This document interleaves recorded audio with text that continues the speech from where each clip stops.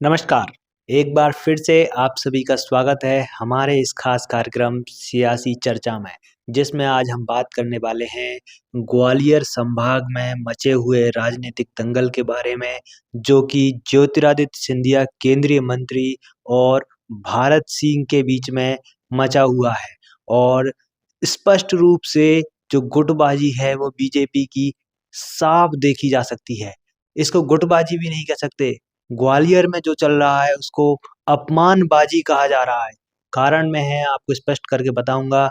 अभी बीते समय की घटना है, जीवाजी यूनिवर्सिटी में एक बड़ा कार्यक्रम रखा गया जहाँ देश के महामहिम उपराष्ट्रपति को आमंत्रित किया गया और उनके द्वारा जीवाजी राव सिंधिया की प्रतिमा का अनावरण किया गया। और इस अनावरण का कार्यक्रम चल रहा था।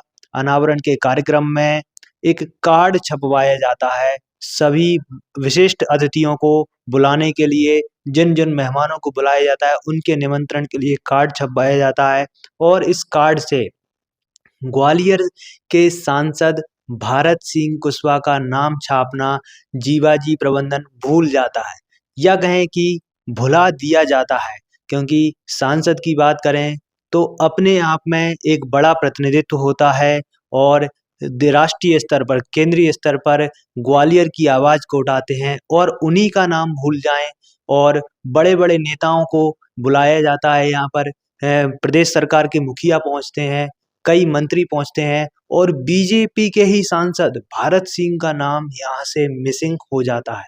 जब ये कार्ड सामने आता है तो पूरे ही कह सकते हैं ग्वालियर में राजनीतिक उबाल सामने आ जाता है और भारत सिंह के समर्थक हैं वो साफ तौर पर नाराज़गी ज़ाहिर करते हैं। हालाँकि भारत सिंह कुशवाहा से भी जब इस बारे में सवाल पूछा गया तो उनके चेहरे पर भी एक नाखुशी स्पष्ट रूप से देखी जा सकती थी कि उनको एक अपमान किया गया, क्योंकि सांसद होने के नाते उनका हक बनता है बुलाने का। लेकिन एक नाखुशी देखी जा सकती है।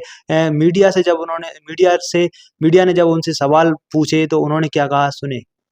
भारत सिंह जी, आपको कार्यक्रमों में बुलाया नहीं जा रहा है एक तरीके कार्यक्रम में बुलाया नहीं है तो फिर कैसे आया मैं? कार्ड पे जिन कार्यक्रमों में मुझे बुलाया गया मैं उन कार्यक्रमों में गया हूँ। अगर किसी का कोई व्यक्तिगत कार्यक्रम है उनको किसको बुलाना चाहिए था, क्या नहीं बुलाना चाहिए, ये उनके ऊपर डिपेंड रहता है। जिनका आयोजन था उनको आप पूछ सकते हैं, वो बता सकते। कोई भेदभाव तो नहीं हो रहा आपके साथ? नहीं, मेरे साथ कोई नहीं। मेरी तो पार्टी सरोपर है। ठीक है, ओके। मैं व्यक्ति विशेष की बात में नहीं रखता हूँ, मैं पार्टी की आस्था में विचारधारा से जुड़ा हुआ है। पर भारत सिंह कुशवाहा स्वयं से जब पूछा गया तो उन्होंने कहा कि मुझे जिस कार्यक्रम में बुलाया गया मैं वहाँ पर पहुँचा हूँ। हालाँकि ये जो कार्यक्रम था पूरी तरीके से ज्योतिरादित्य सिंधिया के द्वारा ही आयोजित किया गया था और जो उपराष्ट्रपति थे वो विशेष मेहमान बन कर के जय विलास पैलेस में शाही मेहमान बन कर के भी पहुँचे और वहाँ पर उन्होंने भोजन भी किया। ऐसे सही कई सारे फ़ोटोज़ हैं, वो सब कुछ सामने आए। लेकिन अंदर खाने की खबर यही रही कि जो नरेंद्र सिंह तोमर गुट है वह पूर्ण रूप से खफा दिखाई दिया। और बीते समय की बात करें, अब से कुछ महीने पहले ग्वालियर में एक बड़ा क्रिकेट मैच आयोजित हुआ भारत और बांग्लादेश के बीच में। इसमें भी स्पष्ट रूप से गुटबाजी देखी गई। यहाँ पर नरेंद्र सिंह तोमर खेमा बिल्कुल इस मैच में नहीं गया, पूरी तरीके से बॉयकॉट कर दिया गया और सांसद भारत सिंह स्वयं उस समय जब मैच हुआ तब दिल्ली थे। कोई भी व्यक्ति, कोई भी नेता नहीं पहुंचा, सिर्फ और सिर्फ सिंधिया वन मैन शो की तरह इस पूरे कार्यक्रम को लीड करते हुए देखे जा रहे थे।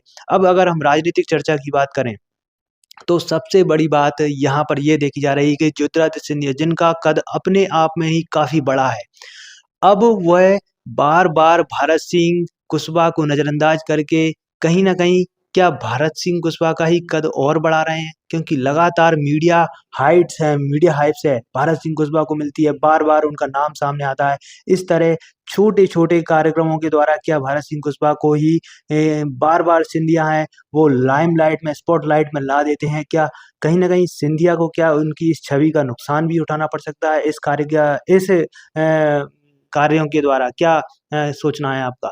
आप अपनी राय को कमेंट बॉक्स में लिख सकते हैं। आने वाली वीडियो में आपके जो भी विचार होंगे उनको हम रखेंगे, निश्चित रूप से वीडियो के माध्यम से भी रखेंगे। फिलहाल जो ग्वालियर में राजनीतिक चर्चा का चल रही है, उस पूरे घमासान की अगर हम बात करें तो सीधे तौर पर यहाँ पर सिंधिया वर्सेस नरेंद्र सिंह तोमर देखा जा रहा है और ग्वालियर में एक कह सकते हैं लीडरशिप की लड़ाई विशेष रूप से देखी जा रही है। और अभी के समय ग्वालियर में मंडल अध्यक्षों की जो सूची सामने आने वाली है, इस सूची को लेकर के भी लगातार डिले पर डिले होता जा रहा है, क्योंकि कहीं न कहीं ये बार-बार अनुमान लगाया जा रहा है कि हर एक नेता चाह रहा है कि उनके खेमे के ज़्यादा से ज़्यादा व्यक्तियों को पद मिल पाए। और ग्वालियर के जिला अध्यक्ष का भी आने वाले समय में चुनाव होने वाला है।